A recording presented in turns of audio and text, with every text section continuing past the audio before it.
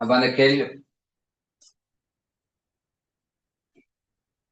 Okay, அந்த கேள்வியில பாருங்க. இப்ப என்ன சொல்லியிருக்காங்க அப்படின்னா, நிறுத்தி வைத்த வருவாய், அதாவது நிறுத்தி வைத்த வருவாய் பராமரிக்கும் ஒரே ஒதுக்கம் என்ன செஞ்சிருக்காங்க அப்படின்னா நிறுத்தி வைத்த வருவாய் அப்படின்னு சொல்லியிருக்காங்க. அதே போல உரிமையாளர் பற்று 1,00,000 அவ்வளவுதான் என்ன செஞ்சிருக்காங்க அப்படின்னா கொடுத்திருக்காங்க. இப்ப அதுக்கு அடுத்து என்ன கேட்கறாங்க அப்படின்னா வருடத்துக்கான லாபம் தேதி சொத்து என்ன செய்றாங்க அப்படின்னா கேட்கறாங்க. இதை ரெண்டு முறையில, அதாவது இதை யாரோ ஒரு ஆள் என்கிட்ட என்ன செஞ்சீங்க அப்படின்னா கேட்ட ஞாபகம் எனக்கு இருக்கு. சரிப்பா, இதுல வந்து அந்த நிறுத்தி வைத்த வருவாய் என்ன செய்யும் அப்படின்னா என்ன வரணும் அப்படின்னு குறிப்பிடுமா, இல்லாட்டி உரிமையாண்மையை குறிப்பிடுமா அப்படின்ட்டு அந்த சமன்பாடு படி நீங்க நிறுத்தி வைத்த வருவாயை போட்டாலும் கண்டுபிடிக்கலாம். அப்படி இல்லை அப்படின்னா உரிமையாண்மையை போட்டாலும் என்ன செய்யணும் அப்படின்னா கண்டுபிடிக்கலாம். அப்ப ரெண்டு முறையிலையும் என்ன செய்யும் அப்படின்னா கண்டுபிடிக்கலாம். ரெண்டுக்கும் ஒரே ஆன்சர் தான் என்ன செய்யப்படும் அப்படின்னா வரும். இந்த ரெண்டு முறையிலையும் என்ன செஞ்சிடும் அப்படின்னா செஞ்சு காட்டுறேன். அப்ப இதுக்கான சமன்பாடு என்னது? ப்ரொஃபிட் ஆர் லாஸ் சமன், லாபம் அல்லது நட்டம் சமன். NA1 அதாவது இறுதி உரிமையாண்மை, NA0 மைனஸ் NA0 அப்படின்றது ஆரம்ப உரிமையாண்மை, பிளஸ் டி அதாவது பற்று, மைனஸ் NC அப்படின்றது மேலதிக மூலதனம். அதாவது NA1 அப்படின்றது இறுதி உரிமையாண்மை, அதே போல NA0 அப்படின்றது சரி நிறுத்தி வைத்த NA1 அப்படின்றது இறுதி உரிமையாண்மை, NA0 அப்படின்றது ஆரம்ப உரிமையாண்மை, டி அப்படின்றது பற்று, NC அப்படின்றது மேலதிக மூலதனம். சரியா?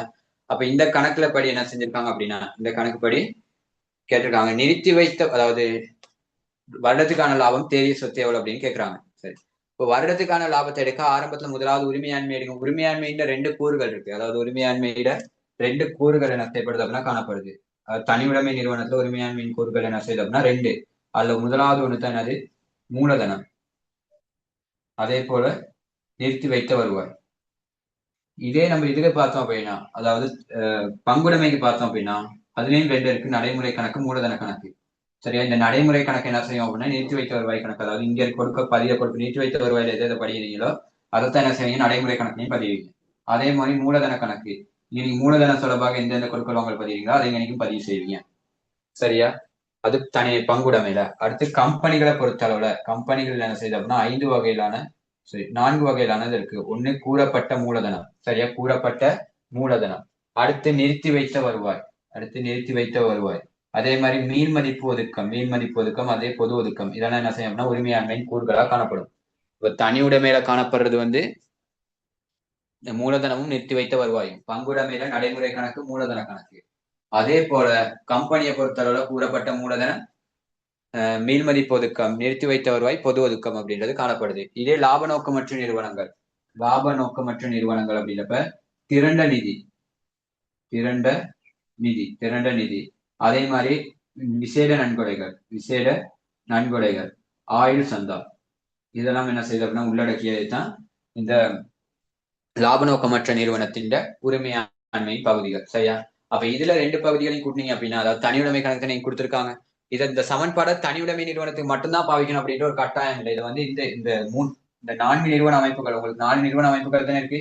இந்த நான்கு நிறுவன அமைப்புகள்ல நீங்க எதுக்கு வேணாலும் என்ன செய்யலாம் அப்படின்னா இந்த சமன்பாடை யூஸ் பண்ணலாம். அதாவது லாப கணக்கின் சமன்பாடு எந்த ஒரு இதுக்கு வேணாலும் நீங்க என்ன செய்யலாம் அப்படின்னா யூஸ் பண்ணலாம். ஏன்னா இது வந்து அடிப்படை சமன்பாடு. சரி, அடிப்படை சமன்பாடு கணக்கீட்டு பேசிக்கா இருக்கான ஒரு சமன்பாடு. அதனால நீங்க எதுக்கு வேணாலும் இதை பயன்படுத்தலாம். தனி உடைமைக்கு மட்டும்தான் பயன்படுத்தணும் அப்படின்ற ஒரு கட்டாயம் இல்லை. ஆனா நம்ம மோஸ்ட்லி என்ன செய்யணும் அப்படின்னா தனி உடைமைக்கு மட்டும்தான் என்ன செய்யறோம் அப்படின்னா பயன்படுத்தணும். ஆனா நீங்க எதுக்கு வேணாலும் இந்த முறையை பயன்படுத்தி என்ன செய்யணும் அப்படின்னா லாபம் கணக்கீடு செய்யலாம். அப்ப இதுல பாருங்க கொடுத்திருக்காங்க, ஆரம்பத்துல மூலதனம் 1000 கொடுத்திருக்காங்க. அதே போல ஆரம்பத்தில் நிறுத்தி வைத்த வருவாய் எவ்வளவு கொடுத்திருக்காங்க? 500. அப்ப மொத்த உரிமையாண்மை எவ்வளவு? 1500. இப்ப ஆரம்பத்துல வந்து 1500. சரியா? அதுக்கு அடுத்து இறுதிக்கு வாங்க. இறுதியில பாருங்க 1300 மூலதனம் இருக்கு, நிறுத்தி வைத்த வருவாய் இருக்கு 650. அப்ப மொத்த உரிமையாண்மை எவ்வளவு? 1950. சரி, 1950 பிளஸ் டி, அதாவது பற்று என்ன செய்யணும் அப்படின்னா கூட்டணும். இதுல பாருங்க பற்று கொடுத்திருக்காங்க 100. இதே கணக்குல மேலதிக மூலதனம் இருக்கான்னு பாருங்க. இந்த கணக்குல மேலதிக மூலதனம் காணப்படுது. எப்படி காணப்படுது அப்படின்னா மேல பாருங்க உரிமையாண்மை அப்படின்றது அதிகரிச்சிருக்கு. ஆரம்பத்துல 1000 இருந்த மூலதனம், ஆரம்பத்துல 1000 இருந்த மூலதனம் இறுதியில என்ன நடந்திருக்கு அப்படின்னா 1300 அப்படின்றது அதிகரிச்சிருக்கு. ஆரம்பத்துல 1000 இருந்தது, இறுதியில என்ன செஞ்சிருக்கு? 1300 மாற்றம் அடைஞ்சிருக்கு. அதுக்கு காரணம் என்ன அப்படின்னா நிறுவனத்துல உரிமையாளர் மேலதிகமா மூலதனம் என்ன செஞ்சிருக்காரு அப்படின்னா ஈடுபடுத்திருக்காரு. ஏன்னா மூலதனத்துல மாற்றம் நிகழணும் அப்படின்னா ஒண்ணு மேலதிக மூலதனம் தான் என்ன செஞ்சிருக்கணும் அப்படின்னா ஈடுபடுத்தி இருக்கணும். இப்ப நிறுவனத்துல உரிமையாளர் என்ன செஞ்சிருக்காரு? மேலதிகமா மூலதனம் என்ன செஞ்சிருக்காரு அப்படின்னா ஈடுபடுத்தி இருக்காரு. இப்ப மேலதிக மூலதனம் 300. அப்ப இதை சுருக்கி எடுத்தீங்க அப்படின்னா நிறுவனத்தின் லாபம் எவ்வளவு வரும் அப்படின்னா 50 அப்படின்றது வரும். நிறுவனத்தின் லாபம் சரி இன்னைக்கு 450 பிளஸ் 100 அதுல இருந்து 300 சரி எவ்வளவு அப்படின்னா லாபம் வந்து நிறுவனத்தின் லாபம் வந்து 150 அப்படின்றது ஒரு நிறுவனத்தின் லாபம் 250 சரி 250 அப்படின்றது நிறுவனத்தின் லாபம் வரும். நிறுவனத்தின் லாபம் 250. லாபம் எடுத்ததுல ஏதாவது டவுட் இருந்தா கேளுங்க. நிறுவனத்தின் லாபம் 250. இந்த 250 என்ன செய்யணும் அப்படின்னா இன்னொரு மெத்தட் படி என்ன செய்யணும் அப்படின்னா நீங்க எடுக்கலாம் இந்த 250. அது எடுக்கிறது எப்படின்னு நான் கொஞ்சம் சொல்லி தரேன். எனக்கு இப்ப இதை சொல்லிக் கொடுத்தேன் அதையும் குழப்பிடுவீங்க. முதலாவது இந்த முறையில லாபம் எடுக்க இதுதான் சரியான முறை. அதாவது சமன்பாட்டின் அடிப்படையில் நீங்க லாபம் எடுத்தீங்க அப்படின்னா இந்த அடிப்படையில என்ன செய்யலாம் அப்படின்னா நீங்க லாபத்தை எடுக்கலாம். அப்படி உங்களுக்கு மூலதன பொருட்களை நிறுத்தி வைத்த வருவாய் மட்டும் தான் கொடுத்திருக்காங்க அப்படின்னா அப்ப எப்படி லாபம் எடுக்கிறது அப்படின்றதையும் சொல்றேன். சரியா? சரி இப்ப பார்ப்போம்.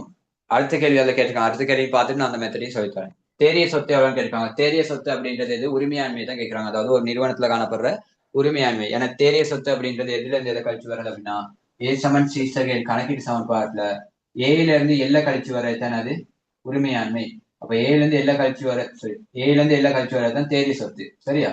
அப்ப தேரிய சொத்தும் என்ன செய்யும் அப்படின்னா உரிமையாண்மையும் எப்பயுமே என்ன செய்யும் அப்படின்னா சமனாக காணப்படும். ஏன்னா ஏல இருந்து எல்ல கழிச்சு வர்றது உரிமையாண்மைக்கு சமன். அதே போல ஏல இருந்து எல்ல கழிச்சு வர்றது தேரிய சொத்துக்கும் என்ன செய்யும் அப்படின்னா சமனாக காணப்படுது. அப்ப இந்த நிறுவனத்துல வருட இறுதியில இருக்க உரிமையாண்மை எடுத்தீங்க அப்படின்னா அது தேரிய சொத்துக்கு என்ன செய்யும் அப்படின்னா சமனாக காணப்படும். அப்ப இங்க பாருங்க தேரிய சொத்தை அதாவது ஆரம்பத்துல பாருங்க எவ்வளவு இருக்கு அப்படின்ட்டு அதாவது சரி இறுதியில தானே கேட்கறாங்க. இறுதியில பாருங்க உரிமையாண்மை எவ்வளவு இருக்கு அப்படின்னா 1300 மூலதனத்தோட 1300 மூலதனத்தோட நிறுத்தி வைத்த வருவாய் 650 கூட்டுறீங்க. அப்ப கூட்டிங்கன்னா 1950 என்னது நிறுவனத்தின் தேரிய சொத்து அதாவது உரிமையாண்மை தேரிய சொத்து என்ன செய்யணும்னா எப்பயுமே சமனாக தான் காணப்படும். அப்ப அதுக்கான ஆன்சர் முதலாவது வருடாந்த லாபம் 250. அதே போல தேரிய சொத்து எவ்வளவு அப்படின்னா 1950. தேரிய சொத்து எவ்வளவுன்னா 1950 அப்படின்ற முதலாவது ஆன்சர். இந்த ஆன்சர் எடுத்தால ஏதாவது டவுட் இருக்கா? 250 1950 அப்படின்ற ஆன்சர் எடுத்தால டவுட் இருக்கா? சரி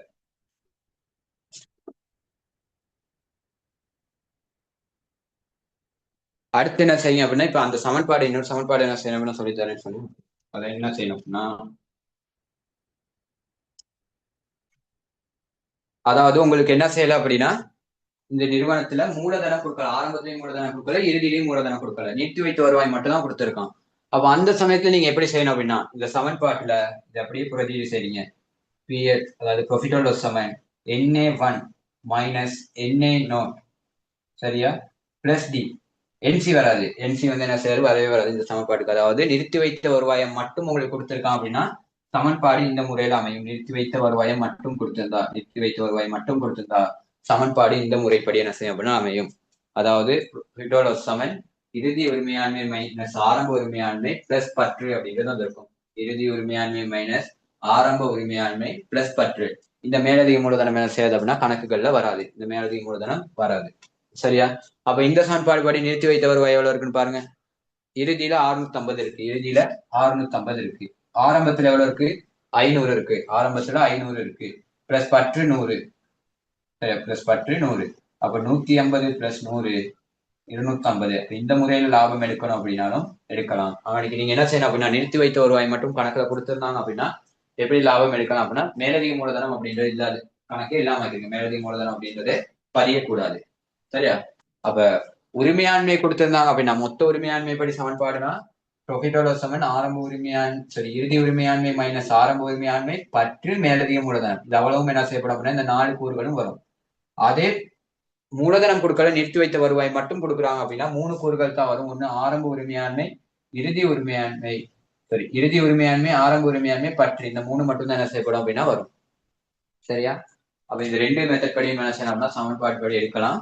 அப்ப பெரும்பாலும் கணக்கு கேட்டு வர்றது அந்த மேல இருக்க சமன்பாடு படி மட்டும்தான். இந்த சமன்பாடு மட்டும் தான் என்ன செய்யறாங்க அப்படின்னா கேள்வி கேட்டு வர்றாங்க. இந்த சமன்பாடையும் ஞாபகம் வச்சுங்க சில சமயங்கள்ல கேட்டு வரலாம். சரி அடுத்த கேள்விக்கு வாங்குவோம். அடுத்ததுல கேட்கறாங்க கடன் கணக்கு மூலதன கணக்கு நடைமுறை கணக்கு. அப்ப இது ரெண்டுமே என்ன செய்யணும் அப்படின்னா அடிச்சாகணும்னா அப்படி அடிக்கல அப்படின்னா நீங்க என்ன செய்யலாம் அப்படின்னா அவருக்கு மட்டும் நான் சொன்ன மாதிரி முதல்ல டி ஃபார்ம் ஒன்று என்ன செய்யணும் அப்படின்னா அடிச்சு கண்டுபிடிக்கலாம். இல்ல இலைப்பாடுறாங்க அப்படின்னு சொல்லியிருக்காங்க. யார் இலைப்பாடுறா? சுசிதா இலைப்பாடுறா. அப்ப நீங்க இதுக்கு வந்து 2 பேத்துக்கு அப்படின்னா அடிக்க வேண்டி வரும். அந்த டி ஃபார்ம் அடிச்சீங்க அப்படின்னா 2 பேத்துக்கு நடைமுறை கணக்கு என்ன செய்யணும் அப்படின்னா அடிக்கணும். ஒன்று சிசிலுக்கும் இன்னொன்னு அனில் அப்படின்ற இருக்கும். 2 பேத்துக்குமே என்ன செய்யணும் அப்படின்னா அடிக்க வேண்டி வரும். அதனால நீங்க என்ன செய்யுங்க அப்படின்னா அந்த முறை அடிக்காம ஒரு நடைமுறை கணக்கே அடிச்சிருங்க. ஏன்னா ஒரு ஆள் தானே எக்ஸ்ட்ரா செய்ய போறோம். அப்ப அவர் என்ன செஞ்சிடலாம், அவருக்கும் சேர்த்தே செஞ்சுட்டு வந்துடலாம். ஒரு தனி நபராக இருந்தா என்ன செய்யலாம் அப்படின்னா அடிக்கிறது பிரச்சனை, டி ஃபார்ம் அடி செய்யறது பிரச்சனை இல்லை. இப்ப 2 பேத்துக்கும் எனக்கு என்ன செய்யுது அப்படின்னா செய்ய வேண்டியதா இருக்கு. அதனால நடைமுறை கணக்கு ஒன்று அடிச்சு என்ன செய்யுங்க அப்படின்னா செய்யும்.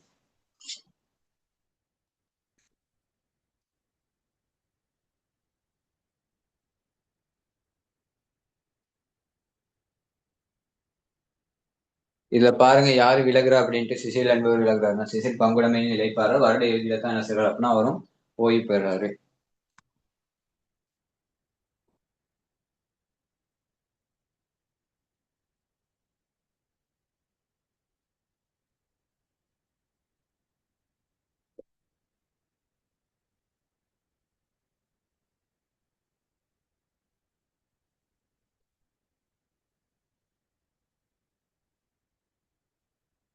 யாருக்கா அனில் பிளஸ் சிசில் அப்படின்றவர் இருப்பாங்க.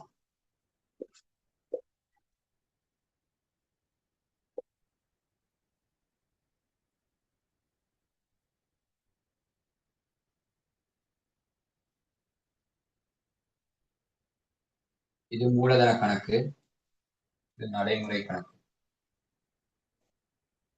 இதுல பாருங்க ஆரம்ப மீதிகளை என்ன செய்றாங்க அப்படின்னா கொடுத்துருக்காங்களான்ட்டு. அனில் பிளஸ் சிசில் ஆகியோர் லாப நட்டங்களை என்ன செய்றாங்க அப்படின்னா லாப பகிர் சமனாக பகிர்றாங்க. ஆரம்பத்துல சமனாக என்ன செஞ்சிருக்காங்க அப்படின்னா பகிர் செஞ்சிருக்காங்க. அதே மாதிரி மூலதன கணக்கும் நடைமுறை கணக்கு மீதிகளும் என்ன செஞ்சிருக்காங்க அப்படின்னா கொடுத்துருக்காங்க. அப்ப நேரடியா நீங்க என்ன செய்யணும் அப்படின்னா இதை பதிவு செய்யலாம். 40 லட்சம், 30 லட்சம், 30 லட்சம் அப்படின்றத பதிவு செய்யும். அதுக்கப்புறம் நடைமுறை கணக்கு மீதி பாருங்க 5000, சரி 5 லட்சம், 4 லட்சம், 2 லட்சம், 2 லட்சம் அப்படின்றது நடைமுறை கணக்கு மீதியா இருக்கு. சரியா? இதுக்கு அடுத்து பங்குடைமை ஒப்பந்தத்தின்படி பங்காளர்கள் ஒவ்வொருவரும் 6 லட்சம் சம்பளம் பெறுவதுடன் 6 லட்சம் என்ன சொல்லியிருக்காங்க சம்பளம். அப்ப நடைமுறை கணக்குல சம்பளம்னு சொல்லி 3 பேருக்குமே என்ன செய்யும் அப்படின்னா 6 லட்சம் 6 லட்சம் வைங்க. அதுக்கு அடுத்து சொல்லியிருக்காங்க பாருங்க மூலதன மீதி, அதாவது ஆறாம் மூலதன மீதிக்கு 10% வட்டி பெறாங்க. அப்ப ஆறாம் மூலதன மீதிக்கு வட்டி, இப்ப மூலதன வட்டி, மூலதன வட்டி 40 லட்சத்துக்கு 10% பார்த்தா எவ்வளோ? 4 லட்சம். 40 லட்சத்துக்கு 10% பார்த்தா எவ்வளோ? 4 லட்சம். அதுக்கு அடுத்து 30 லட்சத்துக்கு பார்த்தோம் அப்படின்னா 3 லட்சம். அதுக்கு அடுத்து 30 லட்சத்துக்கு பார்த்தோம்னா அவருக்கும் 3 லட்சம். சரியா?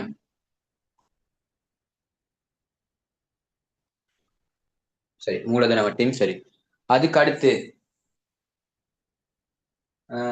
நிதியாண்டிற்கான லாபம் என்ன செஞ்சிருக்காங்க அப்படின்னா குறிப்பிட்டிருக்காங்க. நிதியாண்டி வாடகையானது அணிலுக்கு செலுத்தப்பட்ட 2 நிதியாணி வாடகையானதுக்கு அணினால் செலுத்தப்பட்ட 2 லட்சம் ஏடுகளில் பதிவு செய்யப்பட்டிருக்கவில்லை. இது பங்குடைமை இழைப்பாளரின் போது நன்மதிப்பு. சரி, அப்ப அணிலால என்ன செஞ்சிருக்காங்க அப்படின்னா நிறுவனத்துக்கு, அதாவது நிறுவனத்தின் வாடகை என்ன செஞ்சிருக்காரு அப்படின்னா அவர் சொந்த பணத்தை செலுத்திருக்காரு. அது தொடர்பா என்ன செய்யலாம் அப்படின்னா எங்க விதமான கணக்கு பதிவுகளும் என்ன செய்யலாம் அப்படின்னா மேற்கொள்ளப்படலையாம். அதாவது எந்த விதமான பதிவுகளையும் என்ன செஞ்சிருக்கலாம் அப்படின்னா அவங்க செஞ்சிருக்கலையாம். அப்ப இவங்க என்ன கேக்குறாங்க அப்படின்னா ஏடுகளில் பதிவு செய்யப்பட்டு இருக்கவில்லை அப்படின்னு தான் சொல்றாங்க. அப்ப நீங்க என்ன செய்யணும் அப்படின்னா ஏடுகளை பதிவு செஞ்சு சரியான அமௌண்ட் என்ன செய்யுங்க அப்படின்னா எடுங்க. அப்ப முதலாவது என்ன செய்யணும் அப்படின்னா அணிலிட கணக்குல அணிலுக்கு என்ன செய்யணும் அப்படின்னா 2 லட்சம் நீங்க செலுத்த வேண்டியதா இருக்கும். அணிலுக்கு என்ன செய்யணும் அப்படின்னா 2 லட்சம் செலுத்த வேண்டியதா இருக்கும். ஏன்னா அவர் அதாவது வணிகம் சார்பாக பங்காளர்கள் செய்யப்பட்ட செலவுகள் என்ன செய்யணும் அப்படின்னா மீளவும் அவர்களுக்கு என்ன செய்யணும் அப்படின்னா செலுத்தப்படுதல் வேண்டும். மீள என்ன செய்யணும் அப்படின்னா அவர்களுக்கு செலுத்தப்படுதல் வேண்டும். சரியா? அதுக்கு அடுத்து 2025 3/31 பங்குடைமை இலைப்பாறும் போது அவரோட நன்மதிப்பு கொடுத்திருக்காங்க. அதே போல அவர் கடன் கணக்குக்கு 8% அதாவது 8% கடன் கணக்கு மாற்றுவதற்கு கொடுப்பனவு தொகையில் 8% கடன் கணக்கு மாற்றுறாங்க. 8% என்ன செய்றாங்க அப்படின்னா கடன் கணக்கு மாற்றுவதற்கு இணங்கப்பட்டது. அப்ப 8% இல்லாம மிச்சம் இருக்க 92% என்ன செஞ்சிருக்காங்க காசா கொடுத்துட்டாங்க. 8% மட்டும்தான் கடன் கணக்குக்கு மாற்ற போறாங்களாம். அவர் விலகின பிறகு லாப நட்டங்கள் எப்படி பகிர்வு செய்யறாங்கன்னு பாருங்க. சமனாக என்ன செய்யறாங்க அப்படின்னா பகிர்வு செஞ்சுக்கிறாங்க. அப்ப அவர் விலகின பிறகும் லாப நட்டங்கள் ஆரம்பத்திலையும் 3 பேர் இருக்கப்ப லாப நட்டங்கள் சமனா தான் இருந்துச்சு. இறுதியில அவர் விலகிறதுக்கு பிறகும் என்ன செய்யுது அப்படின்னா லாப நட்டங்கள் சமனாகத்தான் இருக்கு. சரி, இப்போ முதலாவது நிறுவனத்தின் என்ன செய்யணும் அப்படின்னா நடைமுறை கணக்கை க்ளோஸ் பண்ணுவேன். நடைமுறை கணக்கை க்ளோஸ் பண்ணி அதை மூலதன கணக்கு கொண்டு போனேன். அதை சிசில்ட ஏன்னா அவர் விலகுறாரு. அப்ப அதனால அவரோட என்ன செய்யணும் அப்படின்னா கொண்டு போகணும். அப்ப முதலாவது நடைமுறை கணக்கை க்ளோஸ் பண்றதுக்கு இன்னும் ஒரே ஒரு விடயம் வைக்கிறதுக்கு லாப பங்கு. அந்த லாப பங்கு என்ன செய்யணும் அப்படின்னா கணிப்பீடு செய்யணும். அப்ப லாப பங்கை கணிப்பீடு செய்யறதுக்கு முதலாவது பாருங்க. சரி, நிறுவனத்தின் லாபம் இருக்கு எவ்வளவு அப்படின்னா, நிறுவனத்தின் லாபம் 4200 இருக்கு. அந்த 4200 லாபத்துல வாடகை என்ன செய்யல அப்படின்னா கணக்குகள்ல பதிவு செய்யலாம். அதாவது வாடகை என்ன செய்யல அப்படின்னா கணக்குகள்ல பதிவு செய்யலாம். இப்ப வாடகை கணக்குகள்ல பதிவு செய்யாதனால நீங்க என்ன செய்யணும் அப்படின்னா வாடகையை பதிவு செய்யணும். அப்ப வாடகை 200னால வாடகை அப்படின்றது செலவு, அதனால லாபம் என்ன செய்யும்னா குறைவடையும். இப்போ லாபம் 200 குறைவடையும். குறைவடைந்த 4000 அப்படின்றது என்ன செய்யும்னா திருத்திய லாபம் வரும். திருத்திய லாபம் எவ்வளவு வரும்? 4000 அப்படின்றது வரும். ஏன்னா லாபத்தை என்ன செஞ்சிருக்கணும் அப்படின்னா குறைக்கணும். காரணம் அந்த வாடகை அப்படின்றது பதிவு செய்யறதுனே வாடகை பதிவு செஞ்சிருந்தாங்கன்னா செலவு கூடி இருக்கும். செலவு கூடி இருந்தால் லாபம் குறைஞ்சிருக்கும். இப்ப பதிவு செய்யாதனால என்ன செஞ்சிருக்கும்? லாபத்தை கூட்டி வச்சிருப்பாங்க. இப்ப நீங்க என்ன செய்ய போறீங்க? லாபத்தை குறைக்க போறீங்க. அதனால 200 லாபம் குறைவடையும். சரியா? லாபம் குறைவடைஞ்சதுக்கு அப்புறம் நீங்க என்ன செய்யணும் அப்படின்னா சம்பளத்தையும் மூலதன வட்டியும் கழிக்கணும். கழிச்சிங்க அப்படின்னா லாப பங்குக்கு எவ்வளவு ஒதுக்கீடு செய்றீங்க அப்படின்றது வந்துடும். லாப பங்குக்கு நீங்க எவ்வளவு ஒதுக்கீடு செய்றீங்க அப்படின்றது வந்துடும். சரியா? அப்ப இங்க பாருங்க, சம்பளம் இருக்கு 1800. சம்பளம் இருக்கு 1800 இருக்கு. சம்பளம் 1800 இருக்கு. சரியா? அதே மாதிரி மூலதன வட்டி எவ்வளவு இருக்கு அப்படின்னா மொத்தம், அதாவது இதை சொல்லித்தான் 1200. இன்னைக்கு ஒரு 1000, சரி, இன்னைக்கு ஒரு 600, இன்னைக்கு ஒரு 600, இன்னைக்கு ஒரு 600. அப்ப மொத்த சம்பளம் எவ்வளவு? 1800. அப்ப அதை மைனஸ் பண்ணுங்க. அதுக்கு அடுத்து பாருங்க மூலதன வட்டி எவ்வளவு இருக்குன்ட்டு. மூலதன வட்டி எவ்வளவு இருக்கு அப்படின்னா அவனுக்கு மூலதன வட்டி ஒரு 1000 இருக்கு. மூலதன வட்டி 1000. அதையும் நீங்க என்ன செய்யுங்க அப்படின்னா மைனஸ் பண்ணுங்க. மைனஸ் பண்ணீங்க அப்படின்னா உங்களுக்கு லாப பங்குக்கு நீங்க எவ்வளவு ஒதுக்கீடு செய்வீங்க அப்படின்றது வரும். லாப பங்குக்கு நீங்க எவ்வளவு ஒதுக்கீடு செஞ்சிருப்பீங்க அப்படின்னா 1200 லாப பங்குக்கு ஒதுக்கீடு செய்ய வேண்டிய அமௌண்டா இருக்கும். அதாவது 3 நபர்களுடைய லாப பங்கையும் சேர்த்து எவ்வளோ 1200 இருக்கு. இதை நீங்க என்ன செய்யணும் அப்படின்னா 3 நபருக்கும் பிரிச்சு பிரிச்சு என்ன செய்யணும்னா கொடுக்கணும். 3 நபருக்கும் என்ன செய்யணும்னா பிரிச்சு பிரிச்சு கொடுக்க போறீங்க. இப்ப எனக்கு 1700 என்ன செய்ய போறீங்க அப்படின்னா லாப பங்கு ஒதுக்கீட 3 ஆளை பிரிக்க போறீங்க. ஏன்னா 3 நபருக்கு சமனாத்தனை. அப்போ ஒரு ஆளுக்கு எவ்வளவு? 400. அப்ப லாப பங்கு இவருக்கும் 400, லாப பங்கு இவருக்கும் 400, இவருக்கும் 400, இவருக்கும் 400.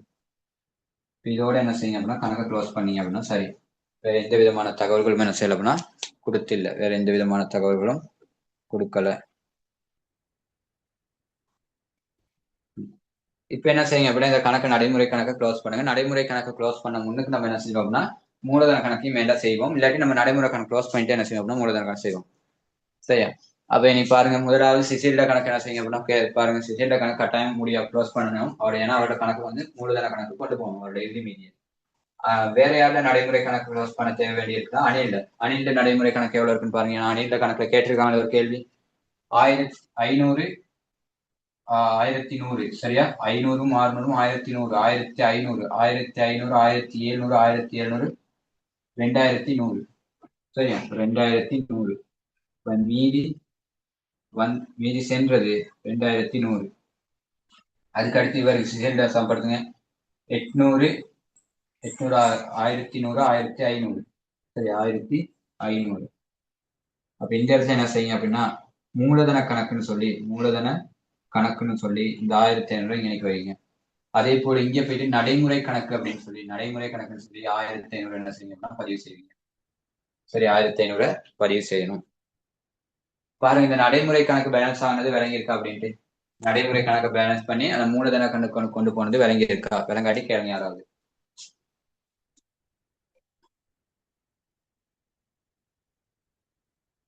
சரி, அப்ப அதுக்கு அடுத்து என்ன செய்ய போறோம் அப்படின்னா இப்ப மூலதன கணக்கு என்ன செய்ய போறோம் அப்படின்னா செய்ய போறோம். அதுல கேட்கறாங்க அணிலிட நடைமுறை கணக்கு மீதி எவ்வளவு? 2வது கேள்வி கேட்டிருக்காங்க பாருங்க, 37வது கேள்வி.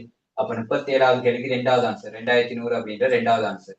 ஏன்னா அணிலிட நடைமுறை கணக்கு கேட்டிருக்காங்க 2100. அடுத்து கேட்கறாங்க பசியிலையும் சிசிலையும் கடன் கணக்கு எவ்வளவு அப்படின்றது. சிசிலையும் அணிலையும் கடன் கணக்கு மீதி எவ்வளவு அப்படின்றது கேட்கறாங்கன்னா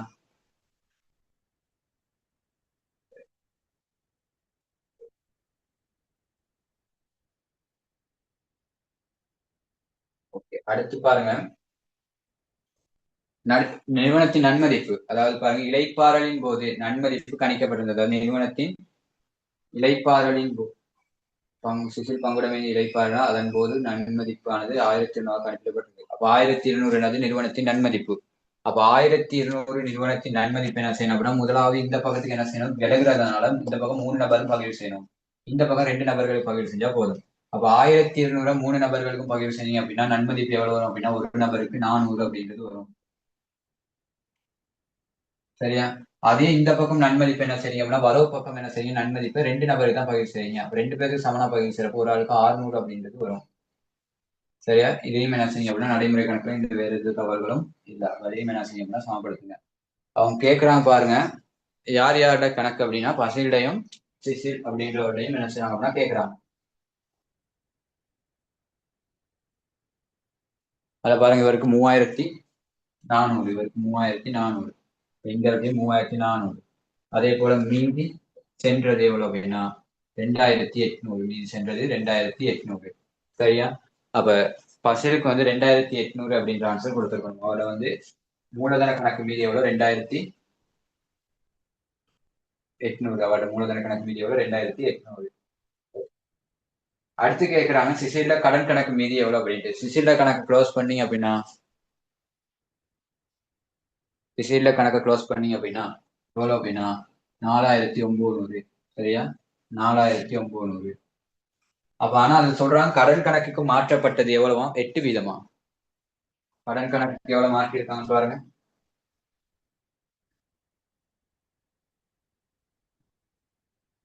மூலதன கணக்கு சிசில்ட கொடுப்பனவு தொகையில் 8 வீதம் கடன் கணக்கு மாற்றுவது என இணக்கப்பட்டது.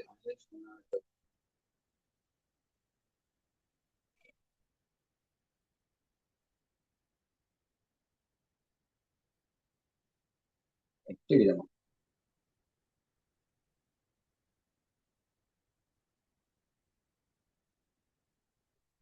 இல்ல, 8 வீதம் அப்படின்றது கடன் கணக்கு மாற்றப்பட்டது அப்படின்னு சொல்றப்ப அதுக்கு வந்து ஆன்சர் என்ன செய்யாது அப்படின்னா இருக்காது. யாராவது ஆன்சர் எடுத்தீங்களா? 8 வீதம் கடன் கணக்கு மாற்றப்பட்ட பிறகு கடன் கணக்குல எவ்வளவு இருக்கு அப்படின்றது எடுத்திருக்கீங்களா? ஆன்சர் இருக்கா? அந்த ஸ்கீம்ல இருக்க ஆன்சர் இருக்கா அன்னைக்கு?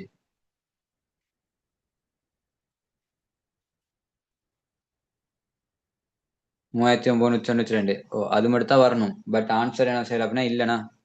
ஓ, ஆன்சர் இல்ல. அப்ப நீங்க 3000 எத்தனை பேர் எடுத்தீங்க? 392 அப்படின்ற ஆன்சர் இருக்கா சொல்லுங்க பாப்போம். 392 எடுத்தாக்கள்லாம் ஆன்சர் சொல்லுங்க பாப்போம். யார் யாருன்ட்டு.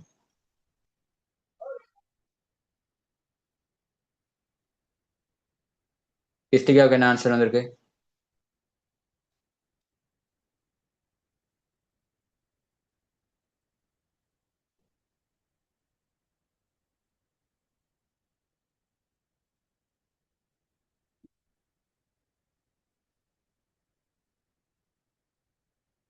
ஆன்சர் எடுக்கல. இப்ப மதுரை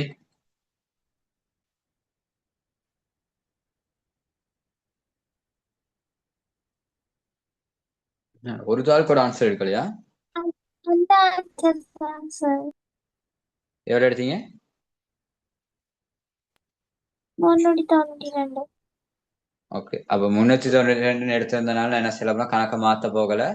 இப்படி 392 எடுக்காதவங்க 4900 மட்டும் எடுத்து வச்சிருந்தீங்க அப்படின்னா நீங்க மேல கொடுத்துருக்க 8% ஃபுல்லா வெட்டிருங்க. அந்த தாள் டியூப்ல கொடுத்துருக்க 8% வெட்டிருங்க. அப்படி 392 எடுத்தவங்க என்ன செய்யுங்க அப்படின்னா 8 வீதம் பார்த்து 392 எடுங்க, பிரச்சனை இல்லை. அப்ப 4900 என்ன செய்யுங்க அப்படின்னா 392, அதாவது 100க்கு 8 வீதம் பாக்குறீங்க. அப்ப 100க்கு 8 வீதம் பார்த்த எவ்வளவு 392.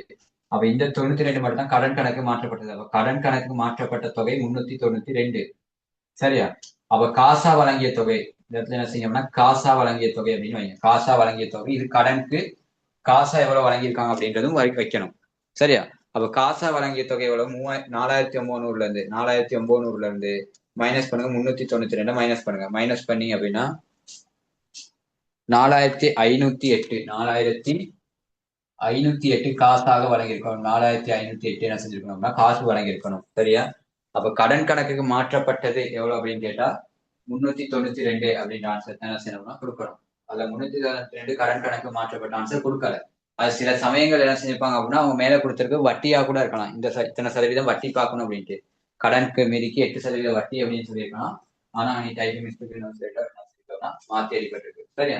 அப்ப இந்த கணக்குப்படி நீங்க எடுத்திருந்தீங்க அப்படின்னா எனக்கு ஆன்சர் இல்லாத கதை கணக்கு சரியா தானே இருக்கு. அப்ப கணக்குப்படி நீங்க எடுத்திருந்தீங்க அப்படின்னா ஆன்சர் பேல. கணக்குப்படி எடுத்தீங்கன்னா 392 அப்படின்றத கொடுத்துருக்கணும். சிசில்டா கடன் கணக்கு மீதி. சிசில்டா கடன் கணக்கு மீதி எவ்வளோ? 392. அதே மாதிரி பசையோட மூலதன கணக்கு மீதி எவ்வளவு அப்படின்னா 2800 அப்படின்ற ஆன்சர் கொடுத்துருக்கணும். அன்னைக்கு ஆன்சர் இல்லாட்டி நீங்க என்ன செய்யலாம் அப்படின்னா ஆன்சர் எழுதி கொடுத்துருக்கலாம். நீங்க கணக்கு செஞ்சிருந்தா சரியா? எனக்கு கணக்கு சரியா, அதாவது மேல கொடுத்துருக்க வசனம் எல்லாம் சரியா இருக்கு, ஆனா ஆன்சர் தான் இல்ல. அதனால நீங்க என்ன செய்யுங்க அப்படின்னா சரியான ஆன்சரை எழுதி எடுத்திருக்கணும். சரியான ஆன்சர் எப்படி? சிசில கடன் கணக்கு 392, பசிட மூலதன கணக்கு 2800 அப்படின்றதையும் எழுதியிருக்கணும். அதுக்கு அடுத்து கீழே கேட்டாங்க அனைந்த நடைமுறை கணக்கு மீதி. அனைந்த நடைமுறை கணக்கு மீதி என்ன அப்படின்னா நடைமுறை கேட்டிருக்காங்க. அனைந்த நடைமுறை கணக்கு மீதி எவ்வளவு? 2100 அப்படின்றது நடைமுறை மீதி எவ்வளவு? 2100 அப்படின்றது வந்திருக்கணும். சரியா? பாருங்க, இந்த கேள்வி ஏதாச்சும் டவுட் இருந்தா எனக்கு கேளுங்க குயிக்கா.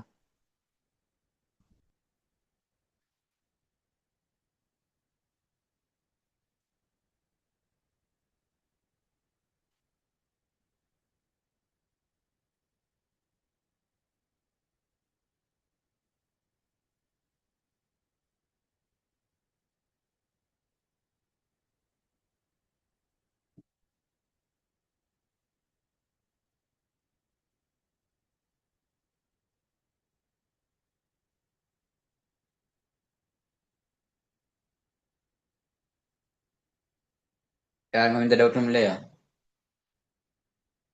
ஓகே, அடுத்த கேள்விக்கு வாங்க போகும். இப்போ அடுத்த கேள்விக்கு நீங்க தான் என்ன செய்ய போறீங்க அப்படின்னா ஓவரால் ஆன்சர் சொல்ல போறீங்க. நான் கேட்குற கேள்விகளுக்கு ஏன்னா அன்னைக்கு நான் இதுக்கான எல்லா விளக்கமும் கொடுத்து தான் அனுப்பியிருக்கேன்.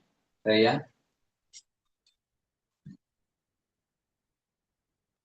1890ஆம் ஆண்டு பங்குடைமை கட்டளை சட்டத்தில் 24ஆம் பிரிவில் உள்ளடங்காத விடயங்கள் எவன்னு கேட்டிருக்காங்க. 1800 சரி, பங்குடைமை கட்டளை சட்டத்துல 24ஆம் பிரிவில் உள்ளடக்காத தகவல்கள் என்ன செய்யறாங்க அப்படின்னா கேட்டிருக்காங்க.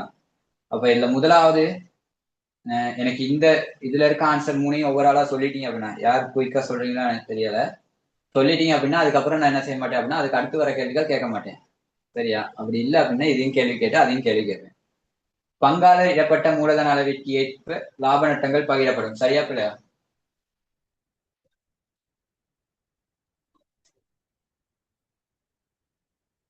பங்காளர்கள் இடப்பட்ட மூலதன அளவிற்கு ஏற்ப லாப நட்டம். யார் முதல்ல சொன்னது? சரி, பரவாயில்ல. நீங்க அடுத்து அப்போ முதலாவது கேள்வி என்ன செய்யணும்னா பிழை. அடுத்து இளைப்பாறும் பங்காளர் ஒருவர் இளைப்பாறும் போது அவருக்கு கொடுக்க வேண்டிய தொகை 5% வட்டியினை பெற உரித்துடையவர். சரியா பிள்ளையா?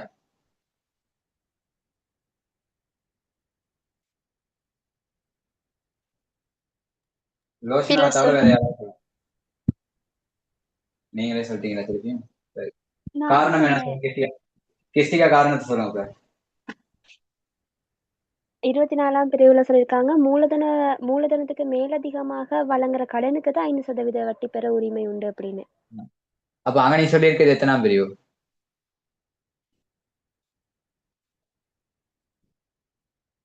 இளைப்பாறும் போது அவர் கொடுக்க வேண்டிய தொகைக்கு 5% வட்டி. எத்தனாம் பிரிவு? 42ஆம் பிரிவு. ஓகே, லோசனா கிஸ்டிகா சரி. அடுத்து பங்காளர் பங்குடைமை வணிகத்தில் முகாமையில் பங்கு பற்றலாம். நீங்க 2 பேரும் சொல்லக்கூடாது, அடுத்து வேற யாராவது சொல்லலாம். பங்காளர்கள் பங்குடைமை வணிகத்திற்கு முகாமைக்கு பங்கு பற்றலாம், ஆனால் இது தொடர்பு ஊதியம் பெற உரித்தினர்கள் அல்ல. சரியா பிள்ளையா? சரி சார். சரி, அப்ப எத்தனாவது ஆன்சர்? ஏ. இது யார் ஆன்சர்? சரி, ஏபி அப்படின்ற ஆன்சர். சரியா? ஏயும் பியும் அப்படின்ற ஒரு ஆன்சர். எத்தனாவது ஆன்சர் அப்படின்னா 3வது ஆன்சர். ஏன்னா உள்ளடங்கப்படாத விடயங்கள் தான் என்ன செஞ்சிருக்காங்க அப்படின்னா கேட்டிருக்காங்க. அப்ப ஏயும் உள்ளடக்கப்படாது. ஏ வந்து அப்படி, அதாவது ஏ வந்து என்ன செய்யணும் அப்படின்னா லாப நட்டங்கள் வந்து அதற்கு அமைய பகிர் செய்யக்கூடாது. எப்படி பகிர் செய்யணும் அப்படின்னா சமனாக பகிர் செய்யணும் அப்படிங்கிறது வந்திருக்கணும். அதனால அது பிழை. அடுத்து வந்து அது 22வது வந்து இளைப்பாறும் போது அது வந்து என்ன செய்யுது 24ஆம் பிரிவுக்குள்ள உள்ளடக்காது. அது வந்து 42ஆம் பிரிவில் உள்ளடங்க வேண்டிய ஒண்ணு. அதனால அது வராது. ஆனா சி வந்து உள்ளடக்கப்பட வேண்டிய ஒண்ணு. இங்க கேட்டிருக்கிறது உள்ளடக்கப்படாதது அப்படின்றப்ப ஏயும் பியும் மட்டும். அப்ப எத்தனாவது ஆன்சர் அப்படின்னா 3வது ஆன்சர். இப்ப எனக்கு சொல்லுங்க பார்ப்போம். இப்ப சொன்னவங்களை தவிர 44ஆம் பிரிவு ஒரு ஆள் சொல்லுங்க பார்ப்போம். சொன்னவங்களை தவிர 44ஆம் பிரிவை சொல்லணும்.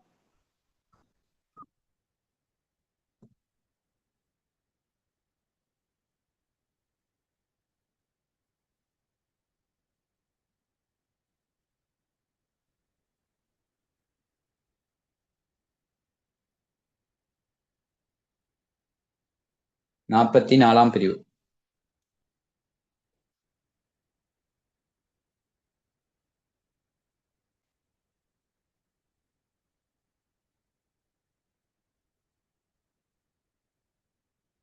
யார் யார் இருக்கீங்க?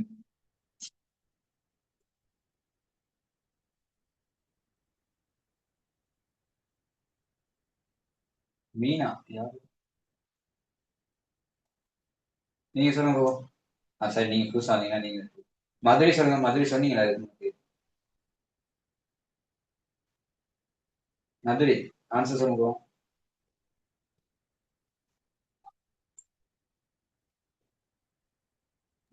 ஏதாவது பங்குடைமையில இருக்கிற பங்காளர்களுக்கு ஏதாவது விபத்து ஏற்படைக்க அவையிலே லாபத்தை பகிர்ந்து கொள்வினும். லாபத்தல்ல, நட்ட பொறுப்புகளை. அதாவது ஒரு பங்குடைமையில பங்காளர் இருக்காரு. அதாவது பங்குடைமையில என்ன செய்யறாரு அப்படின்னா, பங்காளர் ஒருவர் ஏதாவது விபத்துக்குள்ள உட்படுறாரு அப்படின்னா, அதாவது நிறுவன செயற்பாட்டுகளின் போது ஒரு பங்காளர் என்ன செய்யறாரு அப்படின்னா, நிறுவன பங்குடைமை செயற்பாட்டின் போது அவர் ஏதாவது முறிவடைகிறாரு அல்லது இறக்குறாரு அப்படின்னா, அவரோட லாப நட்டம், அதாவது அவரோட பொறுப்புகள் என்ன செய்யணும்னா சமனாக பகிர்ந்து கொள்ளப்படுதல் வேணும் ஏனைய பங்காளர்கள் இடையே. அதாவது காணர் மறை ஒளிச்சட்டம், அதாவது 44ஆம் பிரிவு சொல்றாங்க. அந்த காணர் மறை ஒளிச்சட்டம் அப்படின்றது என்ன அப்படின்னா, ஒரு பங்காளர் பங்குடைமையில இருக்கும் பொழுது அவர் முறையற்ற விதத்திற்கு உட்படுவார் ஆயின், அதாவது முறையற்ற விதம் அப்படின்றப்ப கை கால் உடைகிறது, அதே போல என்ன செய்யறது அப்படின்னா இறக்குறது, ஏதாவது பங்குடைமை தொடர்பான செயற்பாட்டுல இருக்கணும். அவரோட சொந்த வேலையை வெளியே போயிட்டு ஏதாவது நடந்துச்சு அப்படின்னா அதுக்கு நீங்க எதுவுமே கவனித்துக்கொள்ள தேவையில்ல. அதாவது அதுக்காக நீங்க பொறுப்பெல்லாம் பகிர தேவையில்ல. பங்குடைமையில ஏதாவது வேலை செஞ்சுக்கிறப்ப அல்லது பங்குடைமை சார்பாக வெளியே வேலைக்கு போறப்ப ஏதாவது ஒரு சம்பாவிதம் ஏற்பட்டா அப்போ மட்டும் தான் நீங்க என்ன செய்யணும் அப்படின்னா நட்டங்களை மட்டும் சமனாக பகிர்ந்து கொள்ளப்படுதல் வேண்டும். நட்டங்களை மாத்திரம் சமனாக பகிர்ந்து கொள்ளப்படுதல் வேண்டும். சரி, அடுத்து எனக்கு சொல்லுங்க. கிருஷ்டிகாய் திருப்பி சொல்லுங்க. 41ஆம் பிரிவு சொல்லுங்க.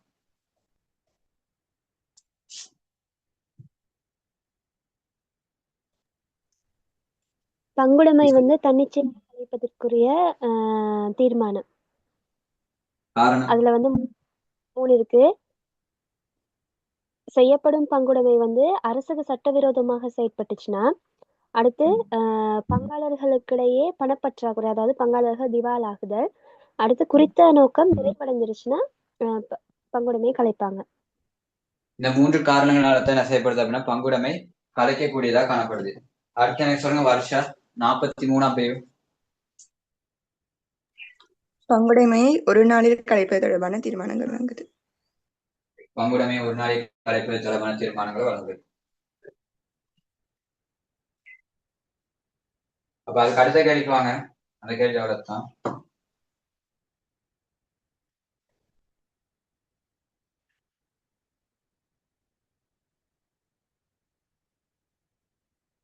முப்பத்தி ஏழாம் வினாக்களுக்கு விடையளிப்பதற்காக பின்வரும் தகவல்களை பயன்படுத்துக. மிதனும் வியாபாரத்தின் 2025 3/31 முடிவடைந்த ஒரு மாதத்துக்கான வங்கி கூற்று மீதியும் நிறுவனத்தின் காசு கணக்கு மீதியும் இணங்கவில்லை. அதாவது வங்கி கூற்று மீதி இணங்கல, காசு கணக்கு மீதியும் இணங்கல. 2025 3/31 வங்கி கூற்று மீதிகள் காசு ஏற்றும் இணங்காமைக்கான காரணம் என்ன காரணம் கொடுத்திருக்காங்க. அதாவது வருட ஆரம்பத்துல இணங்காமைக்கான காரணம் கொடுத்திருக்காங்க.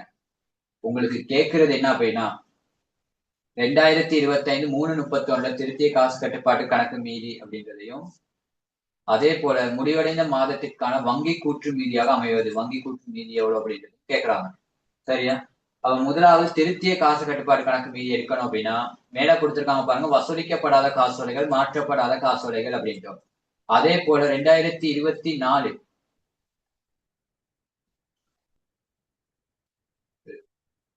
2024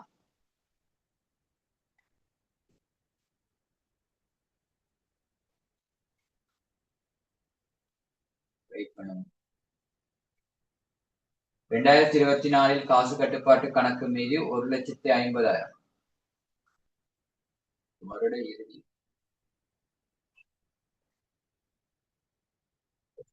வசூலிக்கப்படாத காசு.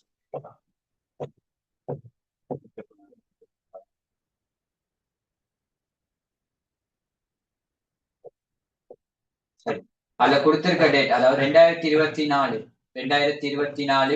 3/1, அதாவது 3/31 அப்படின்ற டேட் வராது. 3/31 அப்படின்ற டேட் வராது. 3/1 அப்படின்ற டேட் மாத்திக்கீங்க. 3/1 சரியா 3/1 அப்படின்ற டேட் என்ன செய்ய மாத்தீங்க 2025 3/1 அப்படின்னு மாத்தீங்க 2025 3/1.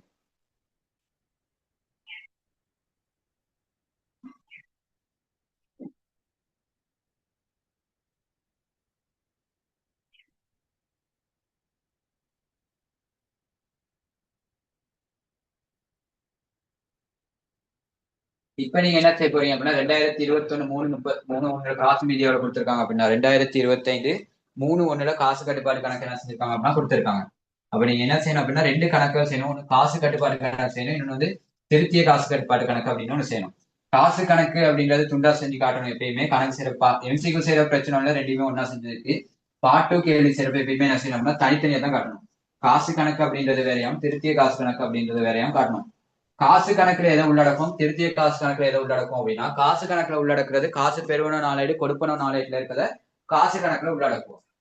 திருத்திய காசு கணக்குல எதை உள்ளடக்கும் அப்படின்னா இந்த காசு பெறுவன நாளேட்லையும் காசு கொடுப்பன நாளேட்லையும் உள்ளடக்காத தகவல்கள் இருந்து அதை வந்து என்ன செய்யும் அப்படின்னா திருத்திய காசு கணக்குல உள்ளடக்கும். அதாவது அந்த மாதிரியான தகவல் எங்க உள்ளடக்கி இருப்பாங்க அப்படின்னா அந்த மாதிரியான தகவல் வங்கி கூற்றுல என்ன செஞ்சிருப்பாங்க அப்படின்னா உள்ளடக்கி இருப்பாங்க. அப்போ முதலாவது நீங்க தயாரிக்கணும் காசு கணக்கு, அதுக்கப்புறம் தான் திருத்திய காசு கணக்கு வரணும். பார்ட் 2 செய்யறப்ப இதை கட்டாயம் என்ன செய்யணும் பின்பற்றணும். ரெண்டையும் ஒரே கணக்குல தயாரிச்சிங்க அப்படின்னா பிழை போட்டுருவாங்க. சரியா? இப்போ ரெண்டையும் தனித்தனியா தயாரிக்கணும். பார்ட் 1க்கு நீங்க பிரச்சனை வந்து ரெண்டுமே ஒன்னா தயாரிச்சதுக்கு.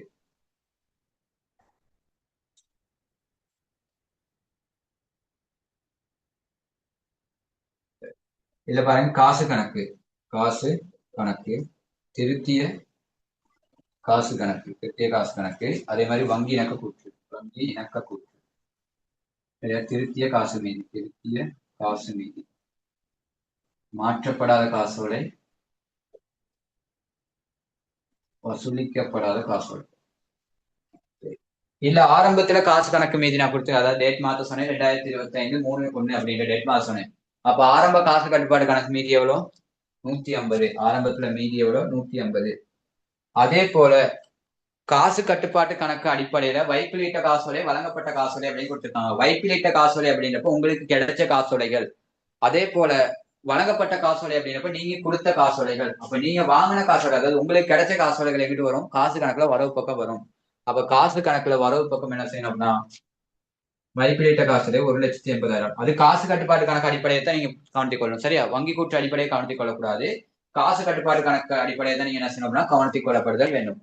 அதுக்கடுத்து வழங்கப்பட்ட காசோலையோட அதாவது கொடுத்த காசோலை கொடுக்கப்பட்ட காசோலை 165, கொடுக்கப்பட்ட காசோலை 165. இப்ப என்ன செய்யுங்க அப்படின்னா இதை பேலன்ஸ் பண்ணுங்க. ஏன்னா வேற எந்த தகவலையும் உள்ளடக்காதீங்க. ஏன்னா காசு கட்டுப்பாட்டு அடிப்படையில காசு பெறுவன நாளையில கொடுப்பன நாளையில டோட்டல் கொடுத்துருக்காங்க. அப்போ அதை மட்டும் வச்சு நீங்க என்ன செய்யுங்க அப்படின்னா தயாரிச்சீங்கன்னா போதும். அந்த மேலதிக தகவல் இருக்காது என்ன செய்யறாங்க மாதத்தில் இடம்பெற்ற தகவல்கள் அப்படின்னு கொடுத்துருக்காங்க. அதெல்லாம் நீங்க என்ன செய்யுங்க அப்படின்னா திருத்திய காசு கணக்கை வச்சு செஞ்சுக்கீங்க.